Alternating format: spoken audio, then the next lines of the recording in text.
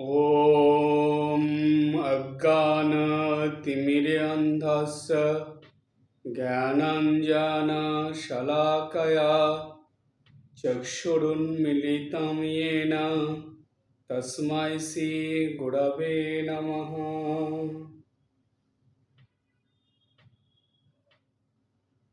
ॐ नमो भक्तिविनोदाय सच्चिदानन्दमूर्तये गदाधर स्वरूपाय चैतन्यशक्तये नमः। ॐ श्रीमद्भागवतं नौमि अमलं पुराणं शुभं यस्य श्रवणाध्ययनमात्रेण गोविन्दे लभते रतिम्।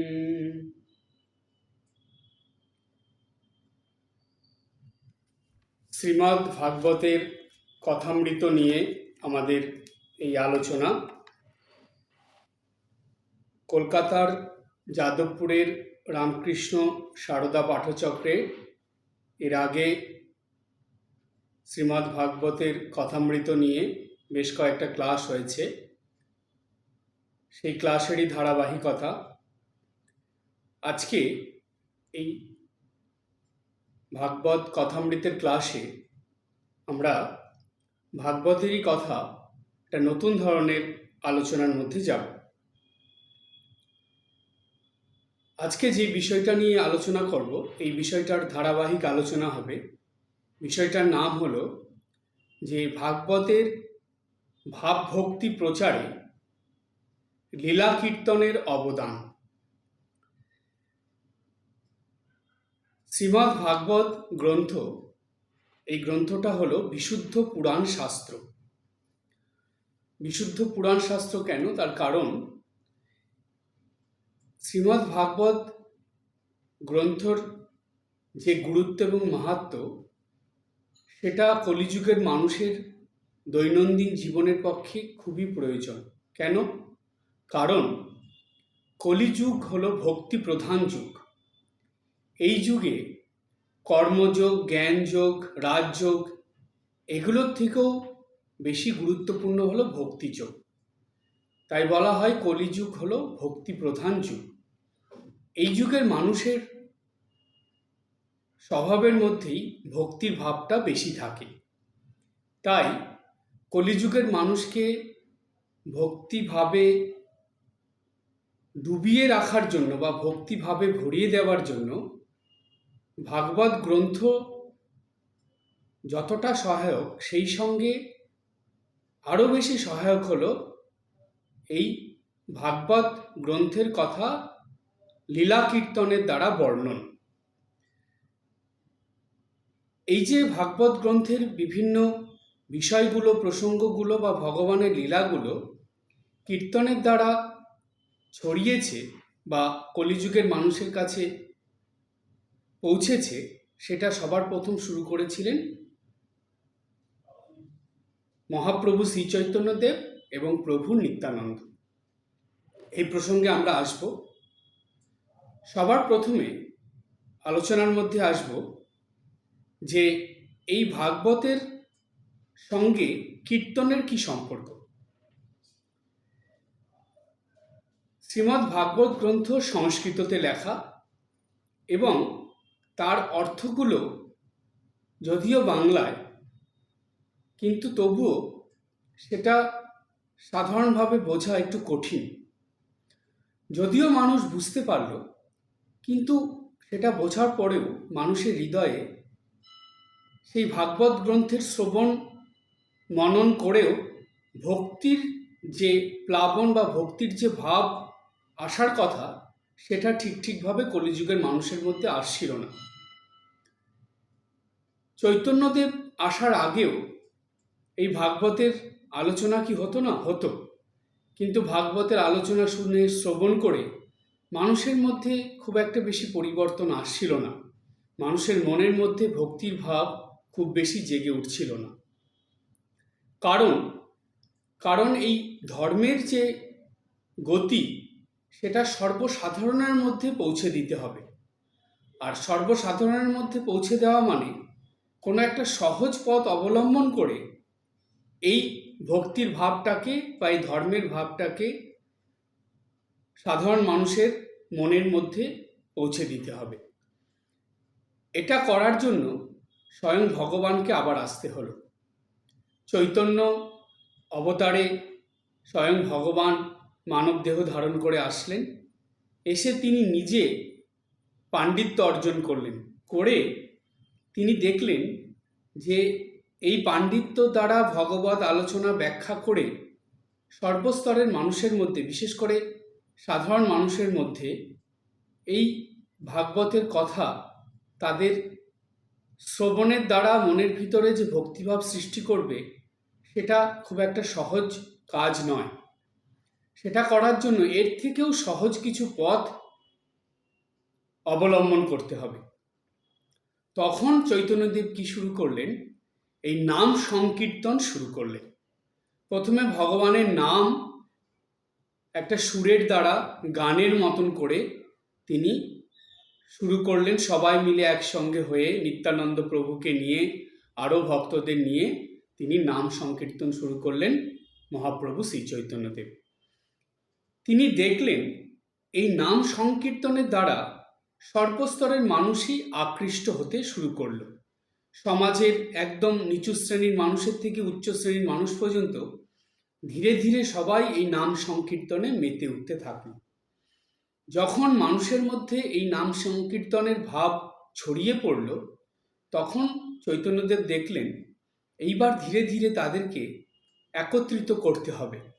তখন কি হলো? বিভিন্ন জায়গায় ধর্মসভা অর্থাৎ মহোৎসব শুরু হলো। নাম সংকীর্তন হতো, এবার সেইখানে ভাগবত আলোচনা পাঠ হতো, আর ভগবানের উদ্দেশ্যে ভোগ নিবেদন করে সবাই মিলে আনন্দে খাওয়া হতো। এটাও সমাজে ব্যাপকভাবে ছড়িয়ে পড়ল, খুব সাড়া পড়ল।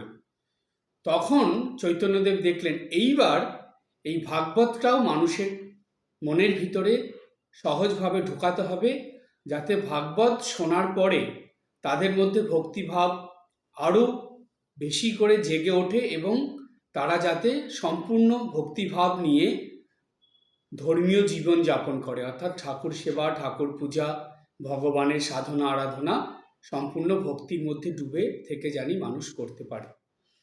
এটা চিন্তা করে চৈতন্যদেব তখন কি করলেন? তাদের এই গোষ্ঠীর লোকেদের দিয়ে, অর্থাৎ বৈষ্ণব সম্প্রদায়ের মানুষদের দিয়ে এই প্রথম শুরু হলো পদাবলী কীর্তন, বা যেটাকে বলা হয় যে লীলা কীর্তন। পদাবলী কীর্তন বা লীলা কীর্তন। এই লীলা কীর্তন কেমন ছিল? ভাগবতের যে ভগবানের বিভিন্ন লীলা আছে, সেই এক একটা লীলাকে নিয়ে সহজভাবে ছন্দের মিল রেখে তার মধ্যে সুর দিয়ে সেটা কীর্তনের আকারে, গানের আকারে মানুষের সামনে তুলে ধরা। এতে কি হলো? মানুষের মধ্যে আরও বেশি ভক্তিভাবের সৃষ্টি হলো। এই যে কীর্তন কথাটা আমরা শুনি, এই কীর্তন কথাটার অর্থ কি? কোথার থেকে এসেছে এই কীর্তন? কেন এটার নাম কীর্তন? সেই প্রসঙ্গে এখন আসছি। বলছে যে প্রধানত প্রশংসাসূচক কীর্তি গাথা থেকেই কীর্তনের উৎপত্তি হয়েছে। প্রশংসাসূচক কীর্তি গাথা অর্থাৎ স্বয়ং ভগবান এসে দাপর যুগে যে লীলা করে গেছেন ভক্তদের নিয়ে, প্রত্যেকটা লীলাই ভগবানের শিক্ষার কথা প্রচার করে। ভগবান সমগ্র মানব জাতির জন্য, বিশেষ করে ভক্তদের জন্য এক একটা লীলার মধ্যে দিয়ে এক এক রকম শিক্ষা দিয়ে গেছে। এই যে শিক্ষার কথা, সেটা মানুষের সামনে তুলে ধরা, সেই তুলে ধরার মধ্যে যেই ছন্দের আকারে বা কথার দ্বারা ভগবানের এই শিক্ষার কথা তুলে ধরা হবে, তার মধ্যে ভগবানের প্রশংসা থাকবে এবং ভগবানের এই কীর্তি বা শিক্ষার কথা থাকবে। সেটাকেই সুন্দরভাবে ছন্দের আকারে তার কীর্তিকে, ভগবানের কীর্তিকে মানুষের সামনে তুলে ধরার যে পদ্ধতি তাকেই বলা হয় কীর্তন। এই যে কীর্তন, এই কীর্তনের বিভিন্ন ভাগ পরে আমরা পাই, কিন্তু প্রথম অবস্থায় এই কীর্তন কিন্তু শুরু হয়েছিল শুধু ঈশ্বরের নাম মানে ভগবানের নামের দিয়ে এবং ভগবানের লীলাগুলোকে সুরের আকারে কীর্তিত করা বা কীর্তন করা, মানুষের সামনে তুলে ধরা। এটা শুরু হয়েছিল চৈতন্যদেবের সময় থেকে। বলা হয় চৈতন্যদেব এবং নিত্যানন্দ প্রভু, মহাপ্রভু চৈতন্য এবং মহাপ্রভু নিত্যানন্দ, তারা দুজনে মিলেই প্রথম এই কীর্তনের আঙ্গিকে ভগবত প্রসঙ্গ ভক্তদের সামনে বা মানুষের সামনে তুলে ধরার যে বিষয়টা বা তুলে ধরার যে পদ্ধতিটা, সেটাকে তারা শুরু করেছিলেন। এর পরে পরে দেখা যায় এটা এত বেশি জনপ্রিয় হয়ে উঠেছিল, মানুষ এটাকে এত বেশি পছন্দ করতে শুরু করেছিল, তার থেকে পরে পরে বিভিন্ন রকম ভগবানের লীলার ঘটনা নিয়ে এই কীর্তনের শুরু হয়ে গেল। আমরা পাই যে পদাবলী কীর্তন বা লীলা কীর্তন। এবার এটা শুরুর পরে দেখা যায় যে এই কীর্তনের সূত্র ধরেই আরও দেবদেবীদের কথা কীর্তনের আকারে পরে পরে, পুরাণের বহু ঘটনা কীর্তনের আকারে পরে পরে প্রকাশিত হয়েছে। কিন্তু এই যে লীলা কীর্তনের কথা, সেটা কিন্তু সম্পূর্ণ ভাগবতের উপর নির্ভর করেই বা ভাগবত গ্রন্থটাকে অবলম্বন করেই এই লীলা কীর্তন শুরু হয়েছিল। ভাগবতে আমরা জানি দ্বাদশ স্কন্ধ আছে, সম্পূর্ণ ভাগবত দ্বাদশ স্কন্ধে সম্পূর্ণ হয়েছে ভাগবত। দ্বাদশ স্কন্ধের মধ্যে দশম স্কন্ধটাই হলো ভগবানের জন্মের থেকে বিভিন্ন লীলার বর্ণনা দশম স্কন্ধে আমরা পাই। তো লীলা কীর্তনগুলো ভগবানের জন্ম থেকে শুরু করে, ভগবান শ্রীকৃষ্ণের জন্মের থেকে শুরু করে ভগবানের বৈকুণ্ঠ লোকে ফিরে যাওয়ার আগে পর্যন্ত বিভিন্ন ঘটনা, সেগুলো কীর্তনের আকারে পরিবেশিত হয়। আর এই জন্য ভাগবতের দশম স্কন্ধের উপরে বেশি জোর দেওয়া হয়েছিল। কেন? সেইখানেই ভগবানের লীলাগুলো খুব সুন্দর করে একের পর এক বর্ণিত হয়ে আছে। তো এই যে কীর্তনের উৎপত্তির কথা আমরা জানলাম, যেটা চৈতন্য মহাপ্রভুর সময় হয়েছিল, কীর্তনের উদ্দেশ্য কি ছিল? কীর্তনের উদ্দেশ্য সেটাও আমরা জানলাম যে কীর্তনের উদ্দেশ্য ছিল ভগবতের এই কঠিন কথাগুলোকে সহজ করে গল্পের আকারে বলার থেকেও আরও বেশি সহজ হয়ে গেল যখন সেটা কীর্তনের আকারে মানুষের সামনে বলা হলো। তাতে দেখা গেল কীর্তনের সঙ্গে মানুষের মনে খুব সহজেই ভক্তিভাবের উদয় হচ্ছে এবং সেই ভক্তিটা নিয়ে অনেক মানুষের জীবনেই বিরাট পরিবর্তন সাধিত হচ্ছে। এইটা ছিল কীর্তনের উদ্দেশ্য, সর্বস্তরের মানুষের মধ্যে পৌঁছে দেওয়া। যারা নিরক্ষর, যারা পড়াশোনা জানে না, যারা দিনমজুর, সারাদিন পরিশ্রম করে, যারা ভাগবত পাঠ বা শ্রবণ শোনার মতন সময় পায় না, সেই সব মানুষরা এই রাত্রেবেলা করে বসে বসে কীর্তন শুনে তাদের মনে এই ভাগবতের ভাব উদয় হতো বা তারা ভাগবতের ভাবে, ভক্তিভাবে তাদের মন ভরে যেত। এই ছিল কীর্তনের উদ্দেশ্য, যে সমাজের ধনী থেকে গরিব, উচ্চ থেকে নীচ, সর্বস্তরের মানুষের মধ্যে ভাগবতের এই ভক্তিভাব ছড়িয়ে দেওয়া বা তাদের মধ্যে প্রবেশ করিয়ে দেওয়া। এবার আমরা আসব এই ভাগবতের যে বা লীলা কীর্তনের যে অবদান, সেই অবদানের প্রসঙ্গে আসব। তার আগে এই যে কীর্তনের প্রসঙ্গ, এই কীর্তনটা হলো ভগবানের লীলা, অর্থাৎ শ্রীকৃষ্ণের লীলা এবং রাধাকৃষ্ণের লীলা বিষয়ক যে ঘটনাগুলো আছে তার উপরেই ভিত্তি করে অধিকাংশ কীর্তন গান রচিত হয় বা শোনা যায়। আর এই কীর্তন গানের সঙ্গে কি থাকে, খোল থাকে এবং করতাল থাকে। অর্থাৎ কীর্তন গান যখন হয় তখন খোল বাজানো হয়, করতাল বাজানো হয়। এতে কি হয়, সেটা আরও যেন মনের ভিতরে ভক্তিভাবের সৃষ্টি করে, মানে মনকে আরও বেশি আকর্ষিত করে সেই লীলা কথা শোনার জন্য। বৈষ্ণব শাস্ত্রে নববিধা ভক্তি প্রসঙ্গে এই কীর্তনের উল্লেখ পাওয়া যায়। বৈষ্ণব শাস্ত্রে আছে যে শ্রবণং কীর্তনম বিষ্ণু স্মরণং পাদসেবনম অর্চনং বন্দনং দাস্যং সক্ষম মাত্ম নিবেদনম। এই যে এত প্রকার ভাবে একজন ভক্ত বা যে কোনো মানুষ ভগবানের কাছে নিজেকে নিবেদন করে দিতে পারে, এই যে আত্মনিবেদনের পদ্ধতি, তার মধ্যে একটা হলো কীর্তন। এই কীর্তনের কথা আমরা পাই, এটা কিন্তু ভক্তি প্রসঙ্গে বৈষ্ণব শাস্ত্রে আছে। তো এই কীর্তনের শুরুতেই কিন্তু শ্রীমদ্ ভাগবতের প্রসঙ্গ চলে আসে।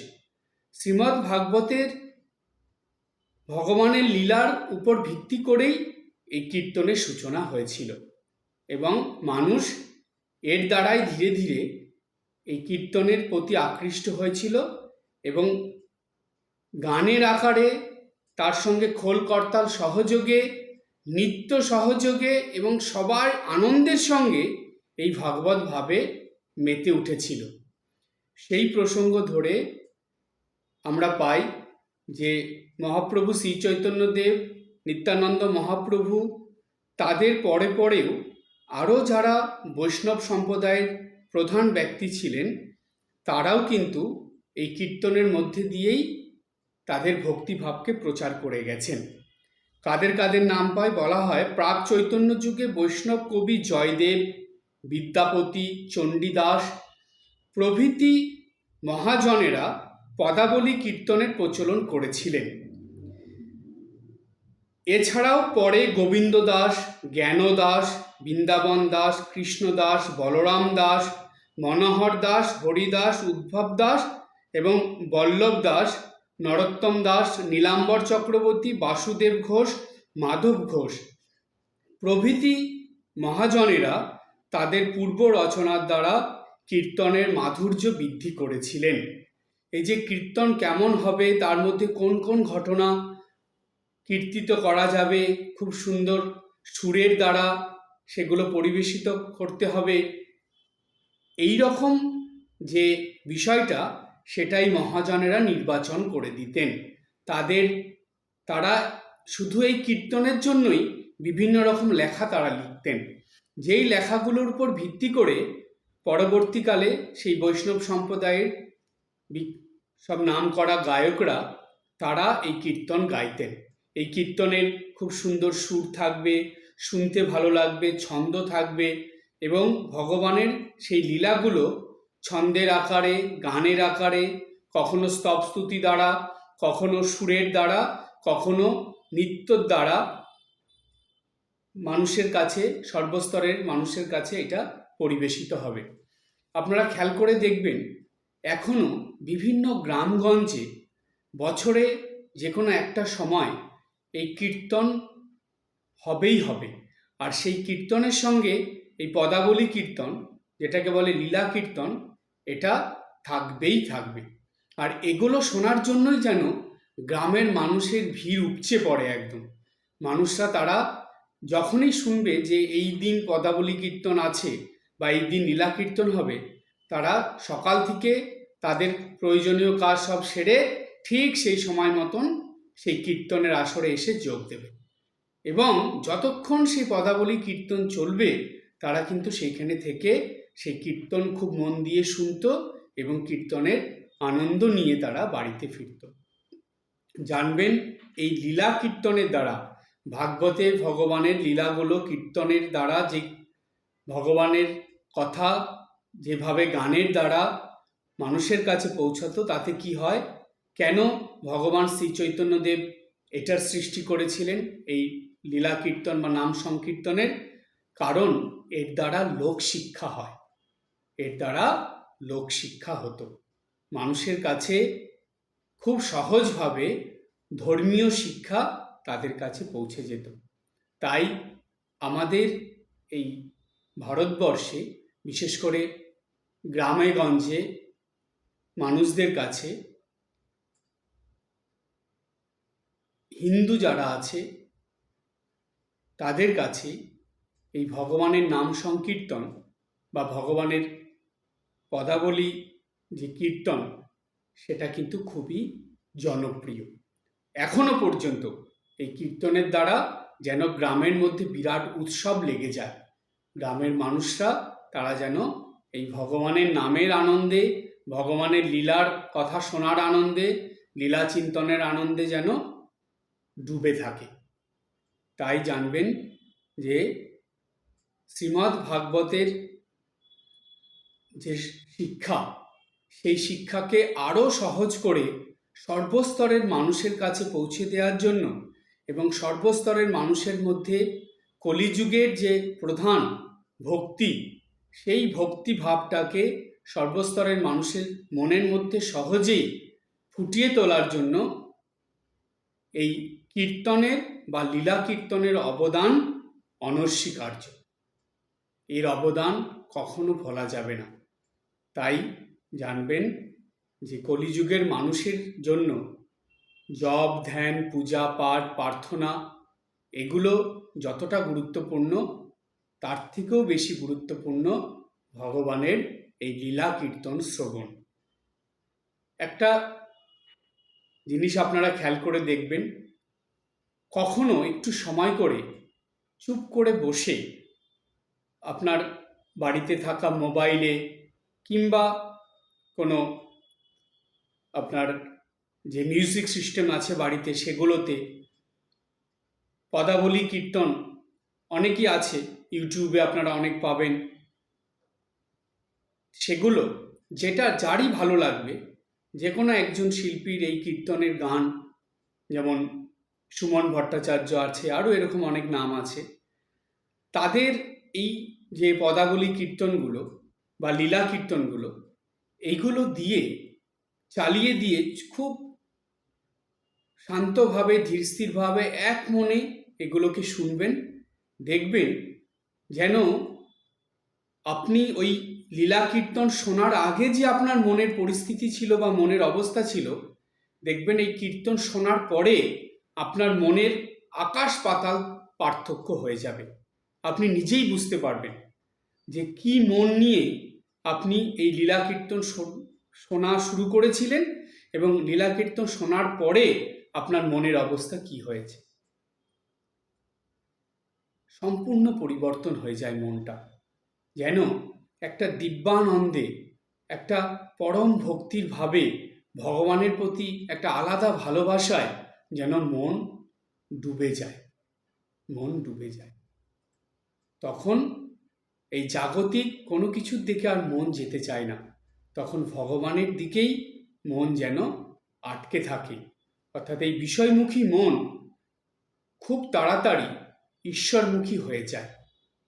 তাই জানবেন, যারা নিত্যদিন বিভিন্ন কাজে ব্যস্ত থাকেন, তারা প্রতিদিন না পারেন অন্তত সপ্তাহে একদিন, আর যাদের একটু বয়স হয়েছে, কাজের চাপ কম, বাড়িতেই থাকেন, তারা প্রায় প্রতিদিন একটু সময় করে এই শ্রীমদ্ ভাগবতের কথার ওপরে যে লীলা কীর্তনগুলো বা শ্রীমদ্ ভাগবতের কথাকে বেস করে ভাগবতের ঘটনাগুলো দিয়ে যে লীলা কীর্তনগুলো আছে, সেগুলো যতটুকু সময় পান একটু বসে বসে একা একা এক মনে এগুলো শুনবেন।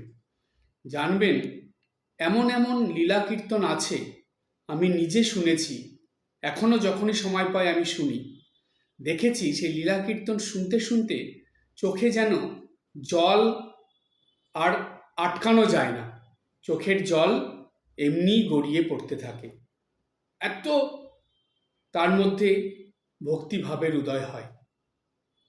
সুতরাং জানবেন এই কীর্তন বা লীলা কীর্তন মনের ভিতরে ভক্তিভাবকে যত দিন যাবে এই লীলা কীর্তন শ্রবণ করলে মনের যে ভক্তি আপনার মধ্যে ভগবান দিয়েছেন সেটা যেন আরো দ্বিগুণ বেড়ে উঠবে এবং বাড়তে বাড়তে কি হবে, ঠাকুর বলছেন এই ভক্তি ধীরে ধীরে একটা জমাট বাঁধা ভাবের সৃষ্টি করে। ভক্তিভাবই এটা জমাট বেঁধে যাবে। জমাট বাঁধলে কি হবে, সেই ভক্তির জমাট বাঁধা ভাবের থেকেই ভগবানের দর্শন মিলবে, ভগবানকে লাভ করা যাবে, ভগবানকে দেখা যাবে এবং ভগবানের লীলা আরো আনন্দের সহকারে আস্বাদন করা যাবে। তাই জানবেন কলিযুগের মানুষের জন্য এই শ্রীমদ্ ভাগবতের বিভিন্ন ঘটনা লীলা অবলম্বনে যে লীলা সংকীর্তন, তার অবদান কখনো ভোলার নয়। তাই আমি আবারও বলছি যে আপনারা যখনই সময় পাবেন, বৃথা গল্প করে, অপরের সঙ্গে কথা বলে, পরনিন্দা পরচর্চা করে বা কে কী করলো না করলো ওগুলো নিয়ে আলোচনা করে দেখে সময় নষ্ট না করে একটুখানি সেই সময়টা লীলা কীর্তন শ্রবণের জন্য কাজে লাগাবেন। দেখবেন এতে আপনার জীবনে এত উন্নতি ঘটবে যে আপনি নিজেই অবাক হয়ে যাবেন যে মনের কেমন পরিবর্তন আসে। এবং কলিযুগের পক্ষে যেটা সব থেকে দরকার, ঠাকুর বললেন, ঠাকুর শ্রী রামকৃষ্ণদেব, কলিতে নারদীয় ভক্তি। সেই নারদীয় ভক্তি ধীরে ধীরে অর্জন করা যায়, লাভ করা যায় এই পূজা পাঠ প্রার্থনা জপ ধ্যানের সঙ্গে লীলা কীর্তন শ্রবণ। লীলা কীর্তন শ্রবণ এটা অভ্যাস করবেন। এখনো অনেক গ্রামের পুরনো দিনের মানুষরা আছে যারা এখনো পর্যন্ত যখনই সময় পান চুপ করে বসে বসে লীলা কীর্তন শ্রবণ করেন। তাদের কাছে গেলে কত কথা তারা বলতে থাকেন, কত তাদের মধ্যে ভক্তিভাব, কত কিছু জানেন তারা। তারা কিন্তু গতানুগতিকভাবে শ্রীমদ্ ভাগবত তারা পড়েননি, তারা রামায়ণ পড়েননি, মহাভারত পড়েননি, পুরাণের গ্রন্থগুলো তারা পড়েননি। ওই পদাবলী কীর্তন বা লীলা কীর্তন শ্রবণ করে করে তাদের ভিতরে সেই ভক্তিভাব এসেছে এবং তারা সেগুলো স্মরণ মননের দ্বারা নিজেদেরকে ভগবানের একনিষ্ঠ ভক্ততে পরিণত করে নিয়েছে। তাদের কাছে গেলেই যেন একটা আলাদা ভালো লাগা ভাব। আমাদের শাস্ত্রে একটা কথা আছে, আপনারা জানবেন, যারা ঠিক ঠিক অন্তর থেকে মন থেকে ভগবানের ভক্ত হবে তাদের কাছে গেলেই, তাদের সঙ্গ করলেই আপনার মনে সেই ভক্তিভাব, সেই আনন্দের ভাব উদ্বেলিত হবে। কেন আনন্দের ভাব উদ্বেলিত হবে? তার কারণ ভগবানের যে রূপের কথা আমরা জানি, ভগবানের যে নামের কথা আমরা জানি, তার মধ্যে একটা নাম হলো সচ্চিদানন্দ। ভগবানকে, ঈশ্বরকে সচ্চিদানন্দ বলা হয়। সৎ, চিৎ এবং আনন্দ। ভগবানের যে এই আনন্দের দিকটা, এটা ভক্তদের জীবনে আসে। যারা ঠিক ঠিক ভক্ত হয় তাদের মধ্যে ভগবানের এই সচ্চিৎ আনন্দের যে গুণ বা ভগবানের মধ্যে যেই সচ্চিৎ আনন্দের ভাবটা থাকে সেটা সেই ভক্তের কাছে ধীরে ধীরে আসে। ঠাকুর শ্রী রামকৃষ্ণদেব বলছেন, যে যার কথা ভাবে সে তার সত্তা পায়। সত্তা পায় মানে গুণ, সত্তা মানে হলে গুণ। যখনই ভক্ত ভগবানের কথা ভাবতে শুরু করে তখন ভগবানের গুণ ধীরে ধীরে ভক্তের মধ্যে আসে। তাই যে একনিষ্ঠ ভক্ত হয়, ঠিক ঠিক ভক্ত হয়, তার মধ্যে আনন্দ থাকে, ভগবানের যে গুণ আনন্দ, সেই আনন্দ থাকে। তাই ভক্ত মানুষ যে হবে তার কাছে আপনি যখন যাবেন, তার সঙ্গে কথা বলবেন, তার সঙ্গ করবেন, তার কাছে গিয়ে একটু বসবেন, দেখবেন তার সঙ্গে কথা বলে আপনার এত ভালো লাগবে, মনের ভিতরে একটা আলাদা আনন্দের সৃষ্টি হবে, আলাদা আনন্দের সৃষ্টি হবে। এখনো অনেক মানুষ আছেন, আগেকার দিনের মানুষ, বিশেষ করে গ্রামে গঞ্জের মানুষ, বয়স হয়ে গেছে তাদের, সেই রকম বয়স্ক বৃদ্ধ মহিলা বা পুরুষ যারাই আছেন তাদের কাছে গেলে এখনো সেই আনন্দের স্বাদ পাওয়া যায়, সেই আনন্দ মনের ভিতরে আসে।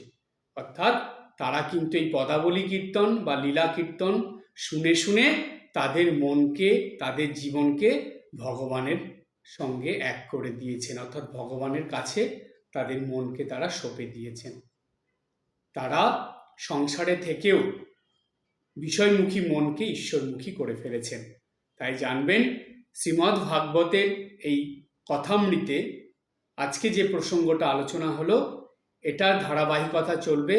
আজকে আমরা মহাপ্রভু শ্রী চৈতন্যদেবের এই যে অবদান, এই যে শিক্ষা, কীর্তনের দ্বারা শ্রীমদ্ ভাগবতের কথা সর্বস্তরের মানুষের মধ্যে ছড়িয়ে দেওয়ার যে প্রচলন মহাপ্রভু শ্রী চৈতন্যদেব এবং প্রভু নিত্যানন্দ তারা যে শুরু করেছিলেন, এবং তাদের পরেও তাদের যে শিষ্যরা ছিল, মহাজ্ঞানী পণ্ডিত বৈষ্ণব পণ্ডিতরা ছিলেন, তারাও কিন্তু এই ধারাটাকে বজায় রেখেছিলেন।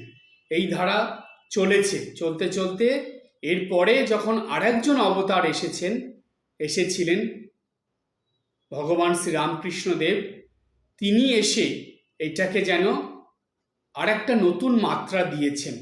এই নাম সংকীর্তনের মধ্যে, হরিনাম গুণকীর্তনের মধ্যে বা এই লীলা কীর্তনের মধ্যে যেন আর একটা নতুন মাত্রা তিনি সংযোজন করে দিয়েছেন।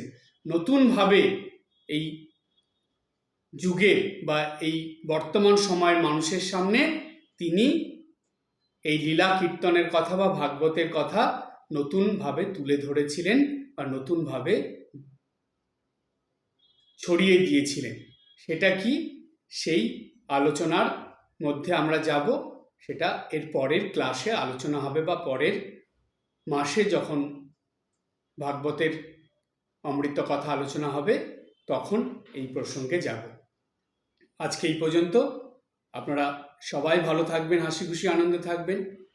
ওম শান্তি শান্তি শান্তি। হরি ওম। শ্রীরামকৃষ্ণার্পণমস্তু।